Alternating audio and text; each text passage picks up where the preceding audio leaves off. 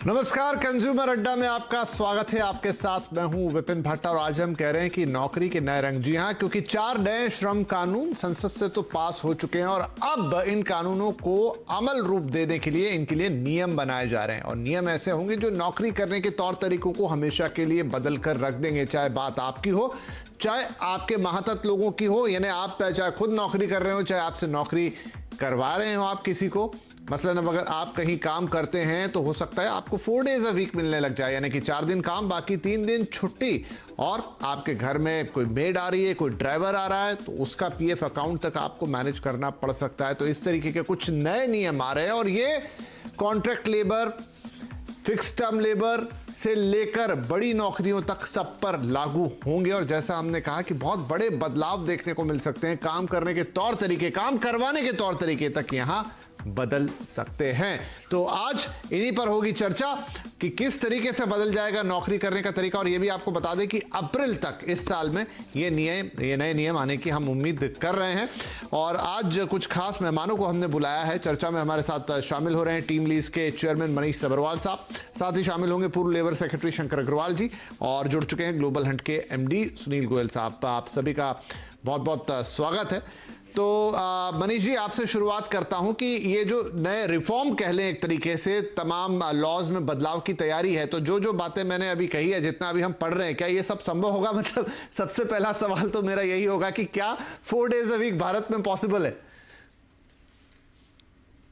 तो अब जितना लेबर रिफॉर्म है उसमें 4 डे वीक तो बहुत कम, मतलब बहुत छोटी चीज है। 4, 5 या 6 डेज मियाँ बीबी राजी तो क्या करे काजी। जो एम्प्लॉयर और एम्प्लॉई के जितने दिन काम करना हो, जितने घंटे काम करना हो, वो उन्हीं को छोड़ना चाहिए। इसलिए ये लेबर लॉ चेंज तो बहुत ओवरड्यू था।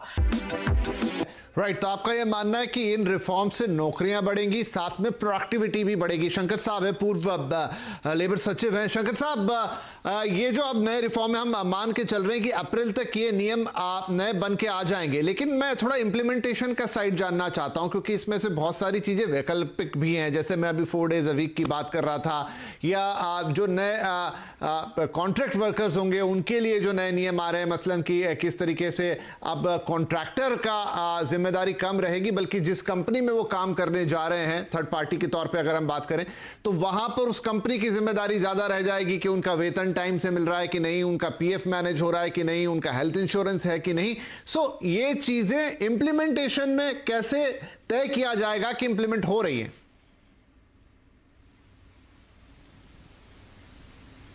शंकर साहब, आप मुझसे पूछें। जी जी जी जी। अच्छा, यूसी पहली बात जो आपने कही कि 4 दिन का एक वीक होगा, यूसी इस पे अभी कोई सहमति नहीं है, और जब रूल बन के आएंगे तो उस पे होगा। लेकिन नियम ये है कि आप किसी भी व्यक्ति से, किसी भी कर्मचारी से, किसी भी श्रमिक से 48 घंटे से ज़्यादा का कार्य नहीं ले सकते हैं एक हफ्ते में।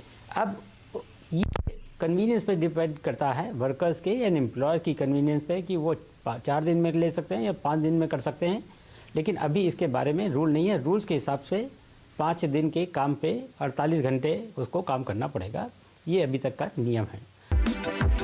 नहीं, बढ़िया आपने एक्सप्लेन किया। कुछ और सवाल इस पर बनते हैं, उसके लिए मैं आपके पास आऊंगा, लेकिन मैं फिलहाल सुनील गोयल साहब के पास जा रहा हूं, क्योंकि वो 4 डेज अ वीक वाली चीज के लिए काफी सारे सवाल हमारे पास सोशल मीडिया पे लगातार आ रहे हैं। तो सुनील साहब, क्या जैसे यहाँ शंकर साहब ने समझाया भी कि 4 डेज तो हो जाएगा, लेकिन वो 48 आवर वाली चीज भी रहेगी, तो उसमें एक क्लॉज ये भी कि 12 घंटे आपको काम करना होगा हर दिन।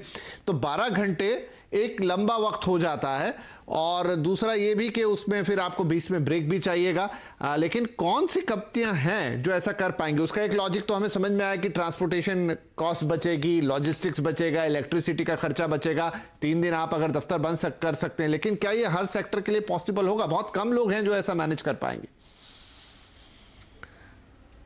अब जरूर आप ये सही बात कह रहे हैं। देखिए क्या है, अगर आप पूरे मार्केट के सेगमेंट को सेग्रीगेट कर दें, एक बहुत ही स्ट्रक्चर्ड सेक्टर है जो कि कॉर्पोरेट ऑफिस में बैठ के काम करता है, एक दूसरा सेमी स्ट्रक्चर है जो कि फील्ड एंड ऑफिस में काम करता है, और तीसरा बहुत ही अनस्ट्रक्चर्ड है जो कि आपका हाउस होल्ड से लेके और एग्रीकल्चर से लेके हर जगह सेगमेंट में है।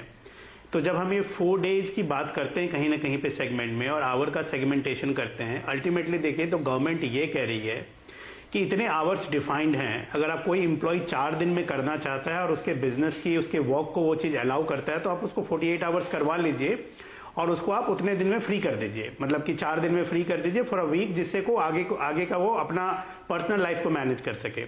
बट अल्टीमेटली क्या है कि उसके लिए कितने लोग तैयार हैं। अगर आप विमेन वर्कफोर्स को देखेंगे तो क्या वो सुबह 9 बजे 8 बजे ऑफिस आके 9-10 बजे तक करना चाहेंगे हर सेक्टर में? वो नहीं करना चाहेंगे। तो अल्टीमेटली गवर्नमेंट की तरफ से अगर जो मेरा इंटरप्रिटेशन है वो ये है कि टोटल वर्किंग आवर को रिड्यूस नहीं करके फ्लेक्सिबिलिटी टू एन इंडिविजुअल को दे दी गई है कि कंपनी को बोल रही है आप इतने आवर्स डिफाइन करें और इंडिविजुअल को डिसाइड करने दें। अगर उसका वर्क प्रोफाइल, आपका बिजनेस और हर चीज इंटीग्रेट होता है तो वो उस चीज को वो 5 दिन में करना चाहे या 4 दिन में करना चाहे, या कुछ कंपनी बोले कि ठीक है आप ऐसा कीजिए 6-6, 7-7 घंटे करके, अगर कोई किसी दिन किसी ने 11 कर लिए और किसी दिन किसी ने 7 कर लिए, तो क्या ऐसी फ्लेक्सिबिलिटी हो सकती है? क्या आपके पास ऐसे सिस्टम्स हैं? क्या आपका बिजनेस इस तरह के फ्लेक्सिबिलिटीज को अलाउ करता है? अगर वो करता है तो मेरे हिसाब से ये बहुत ही अच्छी चीज है, क्योंकि आप किसी भी इंडिविजुअल को 12 घंटे डेली स्ट्रेच करना, इवन 4 डेज, मुश्किल काम है जी। और डेली का डेली कोई राइट, हालांकि मैं करूंगा वो भी मुश्किल जी, काम मैं जो पढ़ रहा हूँ से ये सारी चीजें हो सकती है। राइट, मैं जो पढ़ रहा हूं उसमें नियम ये भी है कि एक तो ये वैकल्पिक व्यवस्था है, मतलब जरूरी नहीं है कि इसे लागू ही किया जाए। 4 दिन कीजिए, 5 दिन का हफ्ता कीजिए, 6 दिन का भी हफ्ता रख सकते हैं, वो कर्मचारी और कंपनी मिलकर डिसाइड करेंगे। और दूसरा ये भी कि एक ही सिस्टम पूरी कंपनी पे लागू होगा। ऐसा नहीं है कि आधे लोग या कुछ लोग एक तरह की चीज को अडॉप्ट कर लें, आधे लोग एक चीज को अडॉप्ट कर लें। ये मैं जो नियम देख रहा हूं उसमें है, बाकायदा फाइनल क्या होता है वो देखना होगा। सब्रवाल साहब, ये तो कर्मचारी के लेवल की बात हुई, लेकिन ये नए लेबर लॉज या नए नियम जो है वहां तक जाते हैं कि आपके घर में कोई मेड आ रही है या इवन आपने एक ड्राइवर हायर किया है, तो अब उनके पीएफ अकाउंट, उनका हेल्थ इंश्योरेंस, इन चीजों का ख्याल भी आपको करना होगा। ऐसा नहीं कि आपने उन्हें महीने के महीने पगार दे दी और नमस्ते। अब वहां पर भी सोशल सिक्योरिटी आने वाली है, वो किस तरीके से डिफाइन होगी, अगर आप हमें बता पाए। देखिए, सोशल सिक्योरिटी जब तक प्रोविडेंट फंड की है, तो जब तक 10 कर्मचारियों के कम हो तो फिर वो लागू नहीं होती। तो ये डिटेल्स देखने पड़ेंगे कि अगर घर में सिर्फ एक आदमी आ रहा है या पार्ट टाइम आ रहा है तो उसका एनपीएस अकाउंट होगा या ईपीएफओ अकाउंट होगा। तो ये जो सोशल सिक्योरिटी का इम्प्लीमेंटेशन डिटेल्स होंगे वो आते रहेंगे, लेकिन अगले 5-10 साल में यूनिवर्सल सोशल सिक्योरिटी किसी तरह की जिसके एम्प्लॉयर के लिंक नहीं हो, बैकपैक पेंशन जिसको कहते हैं कि आप पहन के एक जगह से दूसरी जगह ले जाएं, तो एनपीएस ईपीएफओ को रिप्लेस करेगा। राइट, नहीं, बहुत अच्छा है कि आपको जितना फ्री मिलेगा और जितनी चीजें आप आपसी सहमति से करेंगे उतना ज्यादा बेहतर होगा, ताकि किसी के लिए भी ये ना हो कि कम या ज्यादा। लेकिन शंकर साहब, जो सवाल मैंने पिछली बार भी किया था, थोड़ा इंप्लीमेंटेशन वाली बात पूछ रहा हूं। इतना बड़ा देश, इतने तरह का असंगठित क्षेत्र, इतने सारे रोजगार, इतने सारे लोग, इंप्लीमेंटेशन को कैसे, क्योंकि नियम बनना बहुत अच्छी बात होती है, लेकिन असल मुद्दा आता है इंप्लीमेंटेशन का। क्या वहां पे आप चीजों को व्यवहारिक होता देख रहे हैं या ये होने में थोड़ा वक्त लगेगा? कोई भी एम्प्लॉयर नहीं चाहता है कि उसका एम्प्लॉय दुखी रहे या पूरे तन मन से वो काम ना करे। इसलिए हमेशा एम्प्लॉय का भी एक मंशा रहती है कि मैं कैसे एम्प्लॉयज़ को सेटिस्फाइड रखूं। और सेटिस्फाइड रखने का मतलब क्या है कि जो भी कानून की परिधि है उसके अंतर्गत मैं उसको रखूं और मैं कोई भी कानून का वायलेशन, उल्लंघन ना करूं।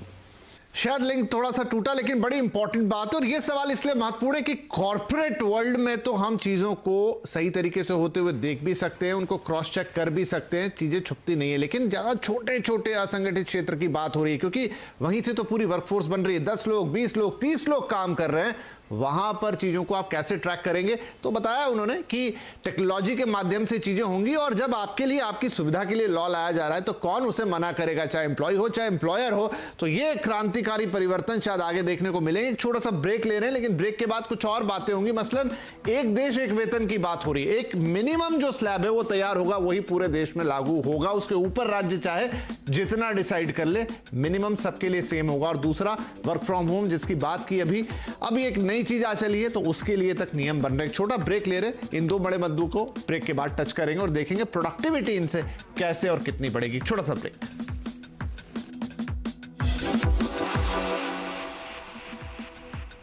Welcome back. तो कंज्यूमर अड्डा में बात हो रही है नए लेबर रिफॉर्म्स की, नए नौकरी के नए रंग्स की बात हो रही है। क्विकली अब आप लोगों से कुछ जवाब चाहूंगा। तो यहाँ पर सुनील साहब, जो मैं कह रहा था कि वर्क फ्रॉम होम एक नई चीज है, अब उसके लिए भी यहाँ पर नए नियम आ रहे हैं। मसलन आपके क्या कंपनसेशन आपको देना है, आप अलाउंसेस जो पहले दे रहे थे अब उनके तौर तरीके बदल जाएंगे। ये क्या एक लॉन्ग टर्म चीज है जो अब चलती हुई दिखाई देगी भले ही कोरोना हट जाए?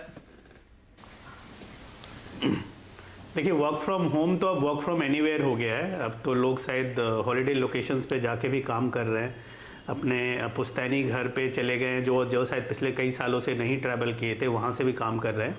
तो हर वर्क का एक कैटेगराइजेशन हो गया है जहाँ पे कि फिजिकल प्रेजेंस की रिक्वायरमेंट नहीं है, और जो न्यू एज टेक्नोलॉजी के बेस के काम हैं, आईटी इनेबल सर्विसेज के काम है, वो सारे वर्क फ्रॉम एनीवेयर हो रहे हैं।